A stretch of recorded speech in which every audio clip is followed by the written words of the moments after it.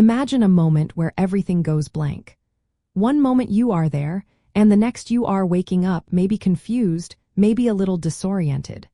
This sudden loss of awareness can be quite startling, not just for the person experiencing it, but also for those around them. Is losing consciousness always a medical emergency? The direct answer is no, not always, but it should always be taken seriously and often warrants medical attention, especially if the cause is unknown or it is accompanied by other concerning symptoms. It is a signal from your body that something is amiss, ranging from harmless to potentially life-threatening. Loss of consciousness, medically known as syncope or fainting, happens when your brain temporarily doesn't get enough blood flow or oxygen. Many factors can cause this.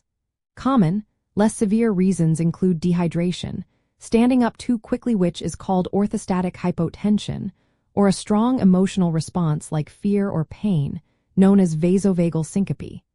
These usually resolve quickly once the person lies down or the trigger passes. However, losing consciousness can also indicate a serious underlying condition. This includes heart problems like arrhythmias or structural heart disease, which can disrupt blood pumping. Neurological issues, such as seizures, stroke, or even head injuries, can also manifest as a loss of awareness. Certain medications, low blood sugar, or even severe infections can also be culprits. The context and duration of the event are crucial in determining its urgency. So, how do you know when to be concerned? If someone loses consciousness, first ensure their safety by gently laying them down. Check if they are breathing and have a pulse. If they do not, initiate cardiopulmonary resuscitation or CPR and call emergency services immediately.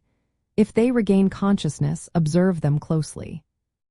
Call emergency services right away if the loss of consciousness lasts longer than a few minutes. If it occurs with a head injury, seizure activity, chest pain, difficulty breathing, a sudden severe headache, or if they have a known heart condition. Even if they recover quickly, it is wise to consult a doctor to understand the underlying cause, especially after a first episode or if episodes are recurrent. Did you know that vasovagal syncope, often triggered by emotional stress or prolonged standing, is one of the most common causes of fainting and is generally benign?